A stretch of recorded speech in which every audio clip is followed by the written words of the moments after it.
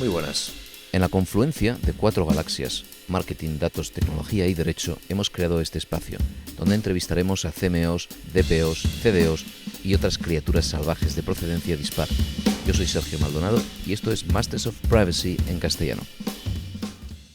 Muy bien, hoy tenemos con nosotros a Elena Gil para hablar del marco legal de la inteligencia artificial, que ya tocaba porque habíamos en su día abordado más bien el ámbito ético y científico, pero necesitamos esta base para cerrar el círculo y también para ver cómo nos enfrentamos a desafíos futuros, tanto en el ámbito de marketing digital, que solemos aquí pues lidiar mucho con ello, como otros. Y nos interesa mucho entender no solo lo que está encima de la mesa ya como ley aplicable, sino estas iniciativas futuras que vienen sobre todo a nivel europeo.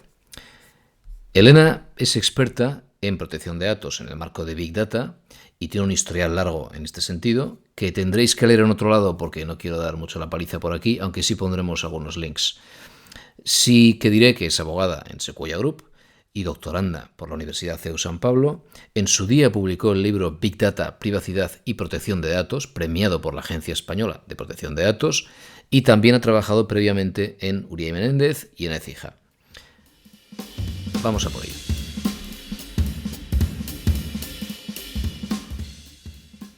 Elena, gracias por venir. Muchas gracias a ti, Sergio, por invitarme. Bueno, como tú eres autora de un libro que sigue estando ahí, que es un libro publicado en su día por la Agencia de Protección de Datos sobre Big Data, y Big Data está tan caliente, eso no deja de estar caliente. Y ahora, como vamos avanzando hacia este marco regulatorio de la inteligencia artificial, que todavía está en ciernes, pero que a lo mejor tiene sentido empezar a entender dónde encaja, pues sin ganas de dar la paliza a nadie, pero sí buscando las partes más amenas, ¿no? Tú, en ese marco que tenemos ahora, en tu experiencia, ¿dónde ves más dudas o dónde ves más entretenimiento a nivel legal, de asesoramiento, de entre lo que es explicabilidad, artículo 22 y alternativas a automatización? ¿Dónde has visto tú la chicha en estos años que íbamos de GDPR?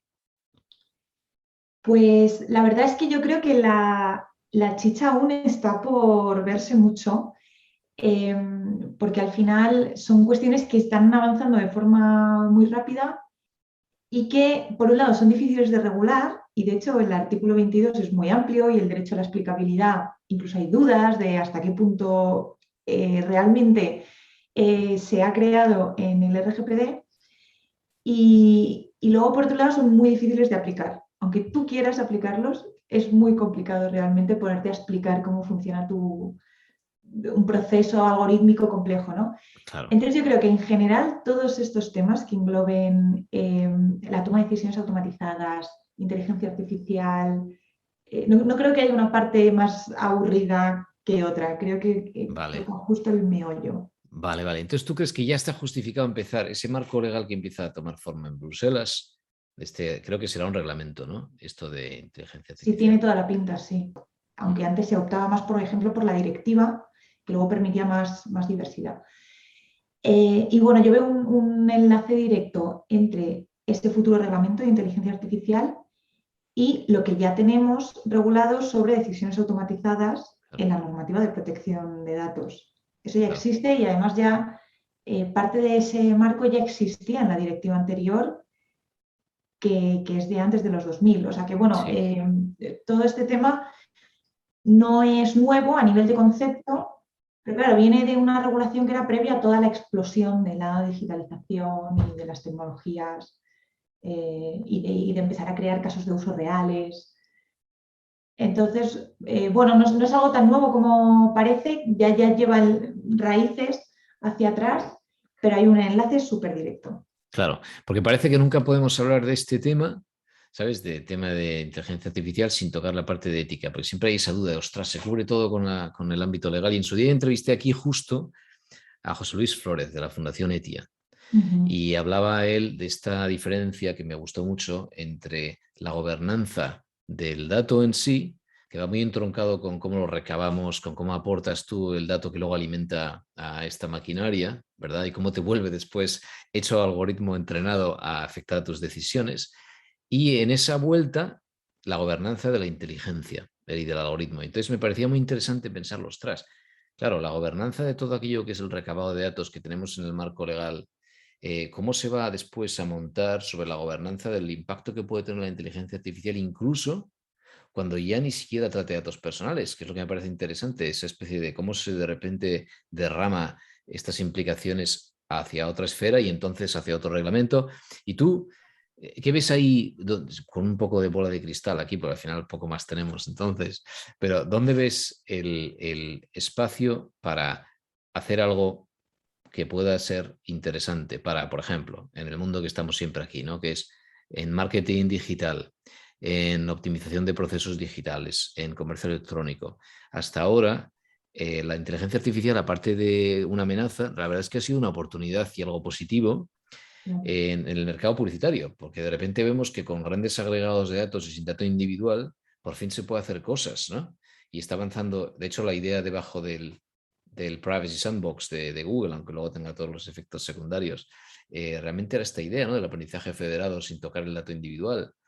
Entonces hay mucho potencial si esto toma cuerpo para incluso ayudarnos a ser privacy by design. Pero me encantaría escuchar tu idea. No sé por dónde lo ves venir o por dónde ves caer los ladrillos o qué se te ocurre. Pues bueno, yo creo que es un momento bastante impredecible, porque hasta ahora llevamos unos años en los que hay muchas ideas en el aire y la tecnología ya está aquí. Y ahora estamos en un momento como de dos fases en paralelo muy marcadas. Por un lado, terminar de concretar qué ideas de esas realmente son practicables y son un modelo de negocio sostenido en el tiempo, y todo lo demás desaparecerá. Y se quedará, bueno, pues como ideas o pilotos que o no eran económicamente viables o los ciudadanos y el mercado no las aceptan, en fin. Entonces, un poco de ir disipando qué tecnologías o qué usos se quedan y cuáles se van. Y por otro lado, eh, esta parte regulatoria, ¿no? De decir, tenemos muy claro la parte de beneficios que pueden traer las tecnologías, pero con el tiempo también hemos ido teniendo muy claro que hay ciertos riesgos. Eh, riesgos sobre la seguridad de los datos, de que se utilicen para cuestiones que no son las que en un primer momento un consumidor podría pensar, de que se utilicen incluso para manipular el comportamiento. Entonces, bueno, esa fuerza para intentar un poco regular todo esto que hasta ahora todo es campo, por así decirlo, se está viendo, y no solo en Europa, en otras áreas, ¿no?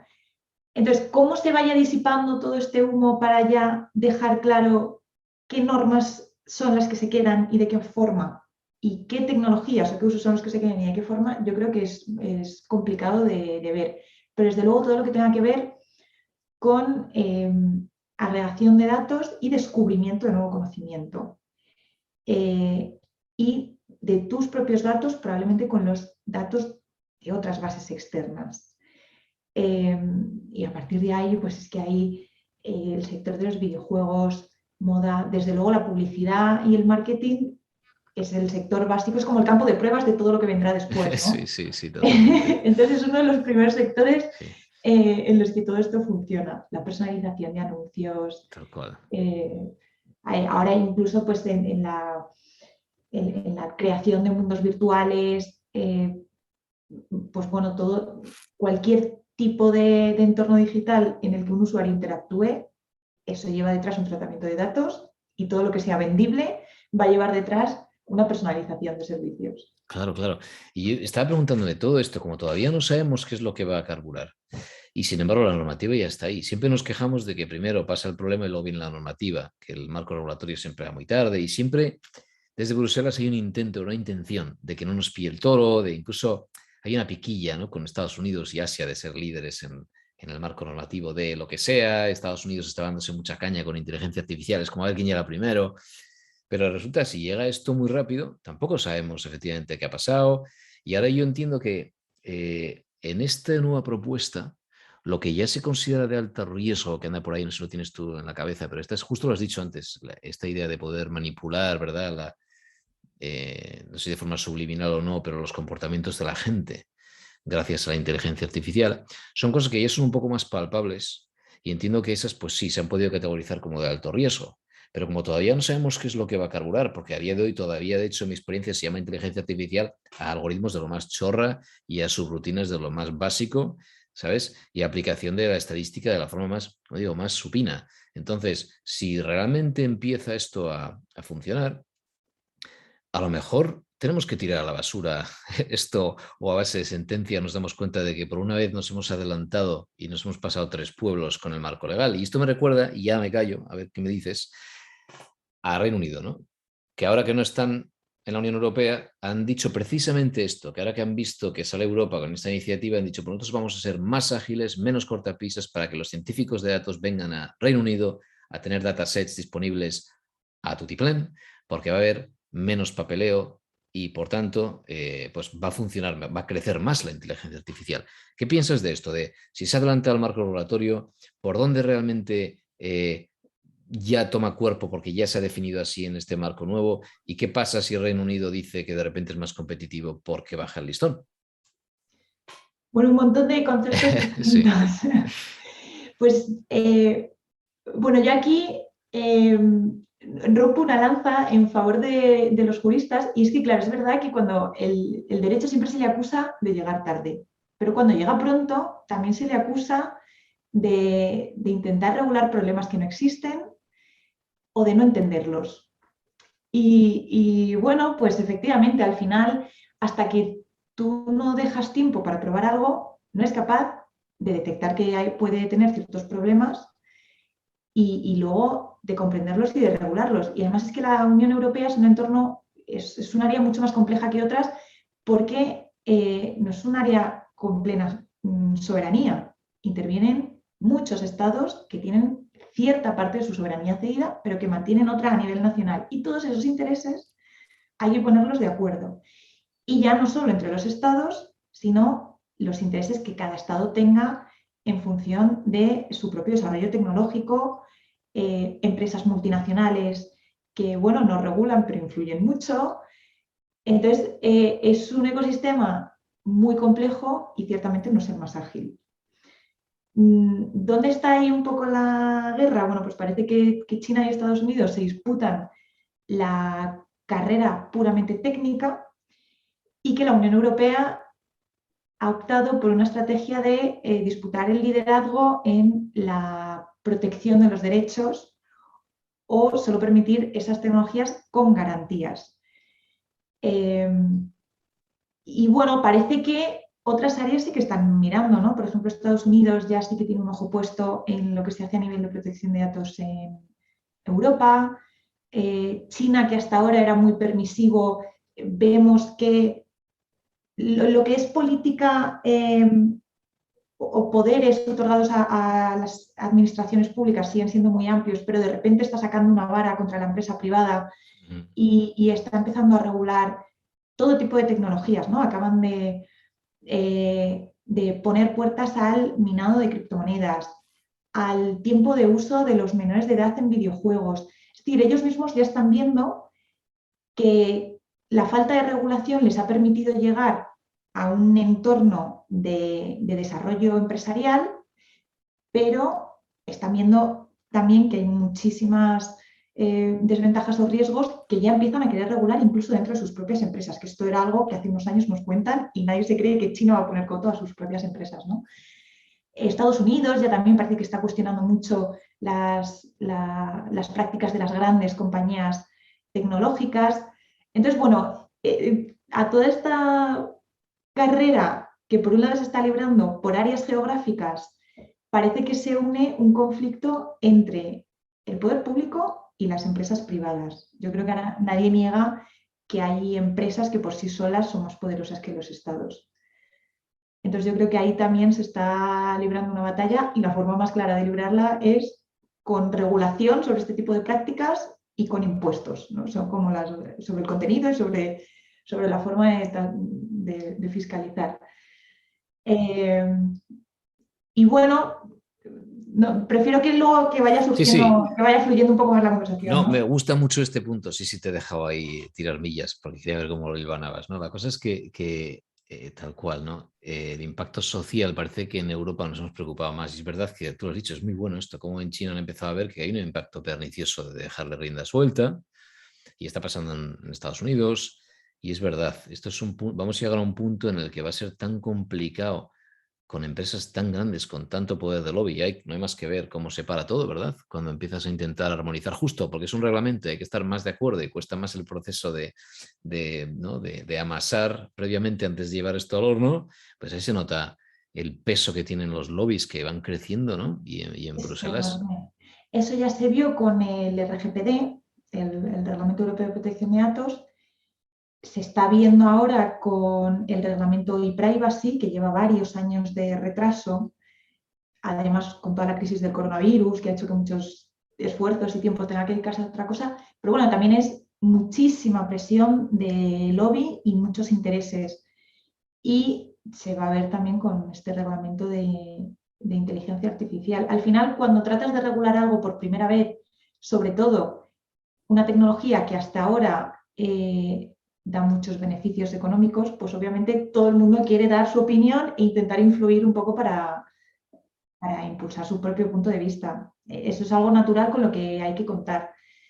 Pero en el caso de la regulación, eso hace que se esté retrasando ciertas cosas varios años. Claro, claro, claro, claro. Y nos hemos asomado un poquito a estos riesgos y a las diferentes alternativas que se van a presentar con el mundillo de la app COVID, que en España hubo un buen paseo. Bueno, en todos los países ha habido, cada país ha tenido su aventura con su app COVID y tal, pero la idea de, ¿no? El desafío a la privacidad, procesamiento de datos, cuánto se hace en el dispositivo contra la nube, eso me parece lo más interesante, porque al final, si en el mundo de GDPR o de RGPD hemos trabajado en privacidades del diseño con un montón de, ¿no? privacidad por defecto y esta idea de que ¿no? minimización, que todo el mundo empieza a entender realmente que no es una cuestión de poner parches después, sino empezar a pensar desde el principio en ¿para qué necesitas esto? Piénsatelo, ¿cuánto vas a tenerlo? ¿no? Estas cosas que nunca nos planteábamos. Y de repente ahora la gente empieza a plantearse, si esto lo llevas al siguiente nivel, que es el tema de ya directamente pensar en la aplicación y en cómo, lo que decía antes, no solo el input de cómo alimentas toda la maquinaria con el dato personal de la gente, sino también el output de cómo esto escupe hacia ti decisiones que afectan a tu futuro y al de los tuyos. Entonces, en ese contexto, me parece muy interesante explorar a nivel legal cuál será el equivalente en el ámbito de inteligencia artificial a lo que ha sido privacidad desde el diseño en este ámbito que hemos vivido hasta ahora, ¿no? Es decir, si por ejemplo hasta ahora se considera que todo lo que pasa en el dispositivo, donde el input se queda en el dispositivo y el output se queda en el dispositivo, es lo más ético, respetuoso, más control, más seguridad, porque al final te descargas el modelo, pero ya aprende en tu maquinaria, aprende de ti, solo de ti, y tú te aprovechas como cuando se categorizan las fotos, ¿no? En Google Fotos, en Apple Fotos y tal, ¿no? El siguiente nivel, que a lo mejor el input sí te lo descargas y luego hay un output que se sube a la nube, digamos, un cierto aprendizaje, por ejemplo, el Tesla o los Volvo, que aprenden con la conducción y luego al final la conducción automática es mejor para todos, porque te descargas el output de ello de forma limitada y vas subiendo niveles y de repente ya hay un escenario en el que no tienes ningún control, ya como particular, sobre el input ni sobre el output, que es Facebook para mí, por ejemplo, o Clearview, ¿no? Esta idea de la base de datos de caras y tal, donde ya tú subes, no sabes lo que pasa y lo que vuelve, tampoco sabes lo que pasa. ¿Tú crees que llegará un momento donde lo que no hemos podido hacer con privacidades del diseño, por ejemplo, poniendo cortapisas a este mundo de donde la gente no tiene control y no hay transparencia, y todo se ha amparado en el consentimiento de risa y todo lo que ha venido después, puede haber posibilidad de que este marco normativo donde sí vemos las consecuencias del futuro pueda traérnoslo o es muy ambicioso y es aquí un poco flipada mía? Igual, bueno, muchos conceptos. Como creo que sabes, yo soy bastante poco defensora de ese consentimiento que has mencionado en este tipo de contextos.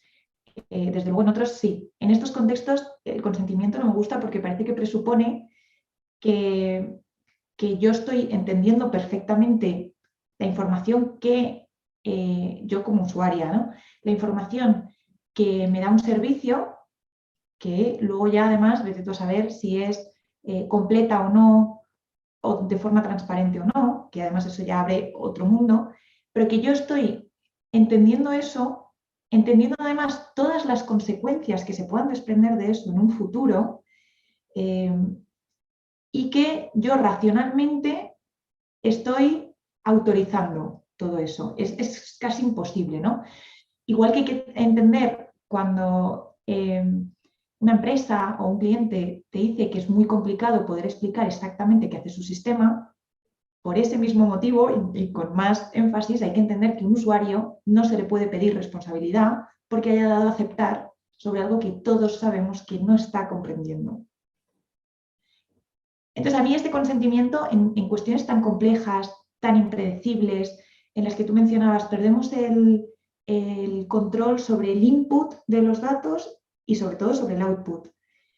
Claro, yo que soy una usuaria un poco más informada que otros, pues porque, bueno, estamos más en contacto con este área.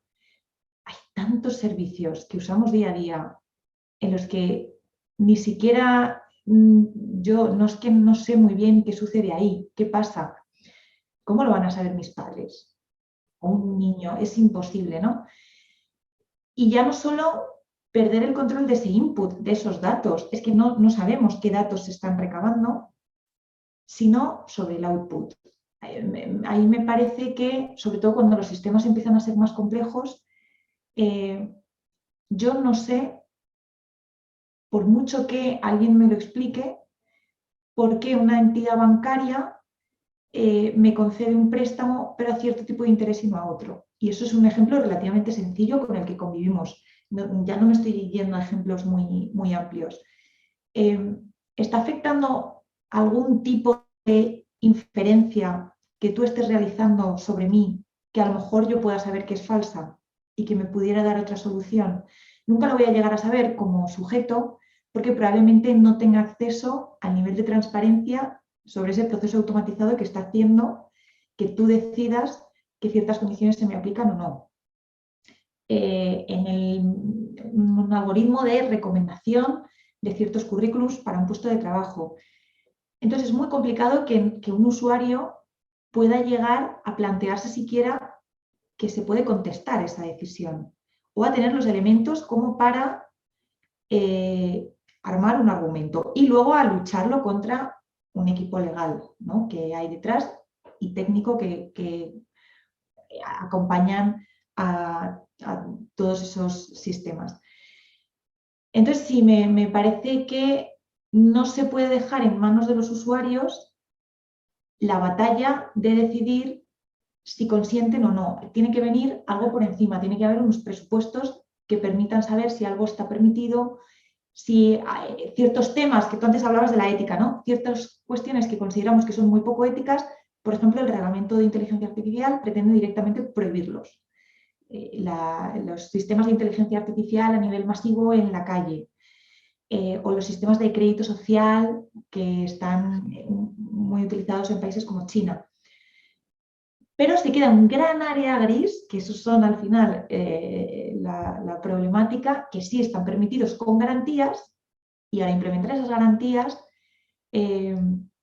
igual es muy costoso para una empresa que además lo que quiere es desarrollar su tecnología, no quiere detenerse en papeleo y en explicaciones y sienta que frena, pero por otro lado es muy necesario para un usuario que si no se queda absolutamente desamparado. ¿Qué riesgo hay en no utilizar el consentimiento o en utilizarlo desde el punto de vista de la empresa? Para aquellas, partimos de la base de que la norma te obliga a que el consentimiento se pueda retirar de una manera tan sencilla como lo fue darlo. Entonces, para aquellas empresas que realmente están haciendo las cosas bien, estar sometidos a retiradas de consentimiento es muy grave, porque te puedes ver en la situación en la que muchos datos de tus clientes tengan que salir del sistema, y aquí también, bueno, habría que tener matices sobre qué implicaciones temporales tiene la retirada del consentimiento. Pero la cosa es que tú dejas de poder tratar ciertos datos y eso puede impactar todo tu modelo algorítmico, que empieza a ser menos preciso. Entonces, aquellas empresas que realmente tienen garantías y tienen un sistema que cumple con rotundidad el estándar legal e incluso estándares éticos, esas empresas tienen que ser capaces de desarrollar su actividad. Y quizás te puedes ver en una situación en la que, pues por algún mala comprensión del servicio o por, bueno, pues por lo que sea, ¿no? Te veas sometido a retiradas de consentimiento. Nosotros lo hemos visto en algunos clientes y de repente tiene un impacto muy grande sobre tu proyecto a nivel macro. Pues, Elena, con este punto, muchas gracias.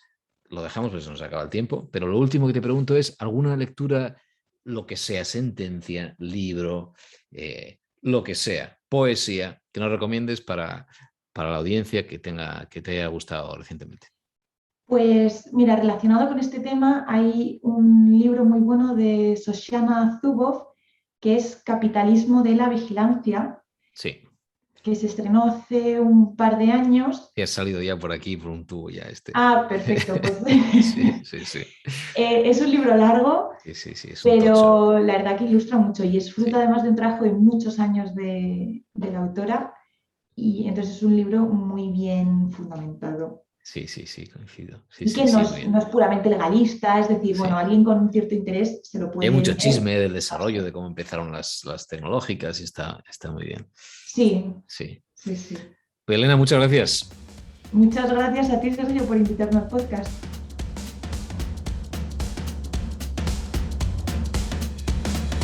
Hasta aquí hemos llegado hoy. Puedes consultar las notas del episodio en mastersofprivacy.com, incluyendo los links a artículos o libros mencionados y otra información relevante.